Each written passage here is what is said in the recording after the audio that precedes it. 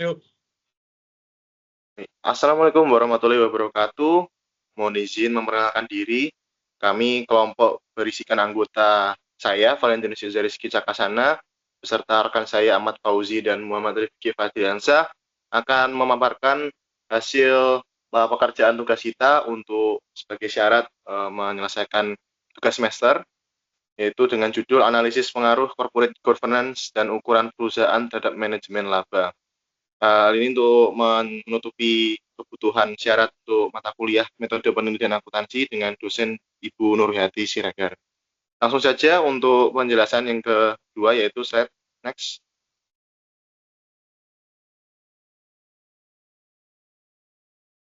Yaitu yang pertama dengan latar belakang isu manajemen laba.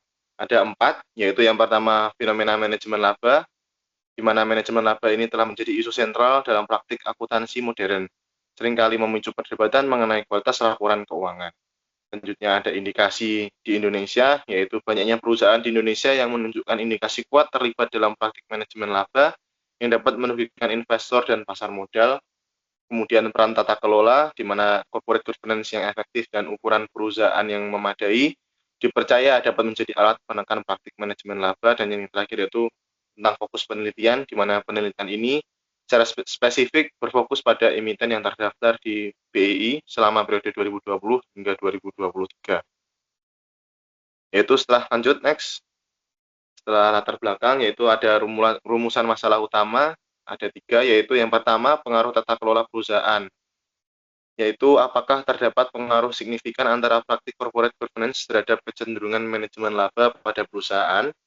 Yang kemudian yaitu pengaruh ukuran perusahaan dengan rumusan masalah, bagaimana ukuran perusahaan sebagai indikator skalabilitas operasi mempengaruhi tingkat manajemen laba yang dilakukan.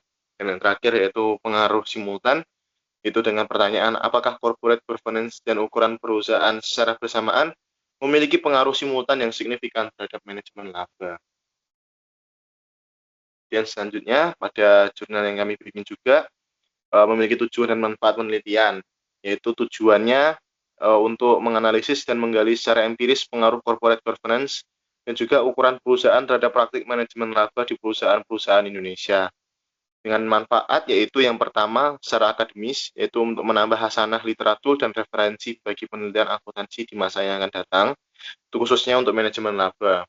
Dan secara praktikal untuk memberikan informasi yang berharga bagi manajemen perusahaan dalam mengevaluasi dan meningkatkan tata kelola korporasi.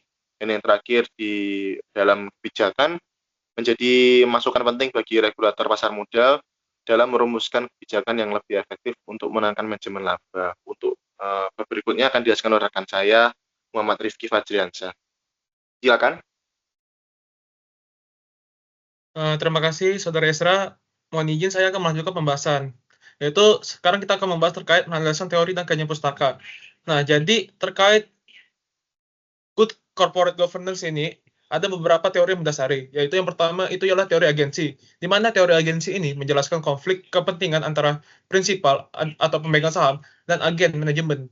Jadi antara investor dan regulator itu dijelaskan pada teori agensi ini yang dapat memicu manajemen laba. Jadi suatu laba atau profit dari suatu perusahaan itu bisa tergantung dari regulator dari bidang manajemennya ataupun investor dari pemilik sahamnya. Lalu yang kedua ialah teori signaling, yaitu teori yang menggambarkan bagaimana manajemen menggunakan laporan keuangannya sebagai sinyal kepada pihak eksternal. Contohnya, jadi misalkan suatu manajemen mengeluarkan laporan keuangan yang dibuka secara publik, itu publik bisa melihat apakah dari laporan keuangan itu bisa berdampak positif atau negatif bagi nilai perusahaannya atau nilai sahamnya.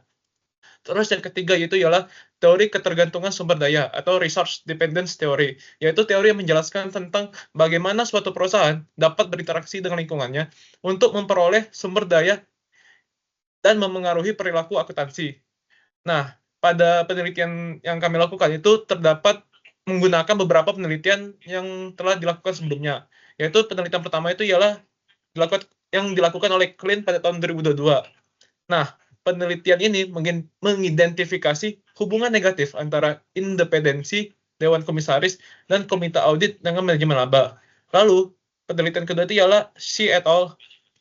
dan teman-temannya pada tahun 2003 yang menemukan bahwa karakteristik dewan direksi itu sangat memengaruhi kualitas akrual dari diskresioner.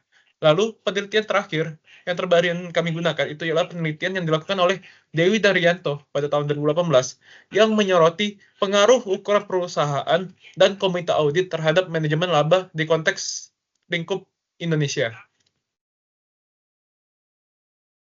Lalu kerangka konseptual penelitian. Jadi, variabel independen pada penelitian kami menggunakan dua variabel independen, yaitu corporate governance, di mana komponen SIGI ini kita mempresentasikan dengan komposisi Dewan Komisaris Independen dan keberadaan komite audit yang efektif. Lalu, independen kedua ialah ukuran perusahaan, yang diukur dengan logaritma natural dari total aset perusahaan. Lalu variabel dependen yang kami pakai ialah manajemen laba atau earnings management yang diukur menggunakan modified Jones model yang menyesuaikan dengan akrual diskresioner. Adapun hipotesis pengujian kami ini, kami mengharapkan terdapat pengaruh negatif antara corporate governance dan ukuran perusahaan terhadap manajemen laba. Nah, adapun desain dan metode penelitian kami itu yang pertama, kami menggunakan penelitian kuantitatif. Karena adapun penelitian kami gunakan ini pendekatan kuantitatif explanatory yang menjelaskan hubungan sebab akibat antar variabel.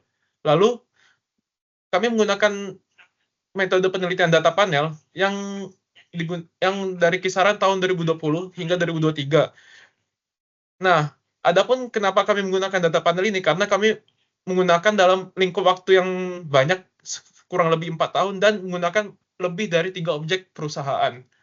Nah, adapun kami juga menggunakan metode penelitian analisis regresi data panel dengan menggunakan aplikasi Fuse dan menggunakan uji asumsi klasik untuk memastikan validitas dan reliabilitas hasil regresi, seperti uji normalitas, multikolinearitas, dan heteroskedastisitas. Nah, lalu selanjutnya kita akan menentukan populasi dan sampelnya. Nah, adapun populasi yang kami gunakan itu ialah seluruh perusahaan non-keuangan yang terdaftar di Bursa Efek Indonesia selama periode tahun 2020 hingga 2023.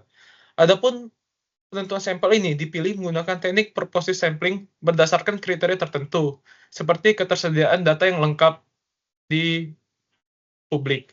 Nah, adapun kami akan menghasilkan sekitar 600 sampai 800 sampel atau observasi yang memberikan kekuatan statistik yang memadai untuk dilakukan analisis.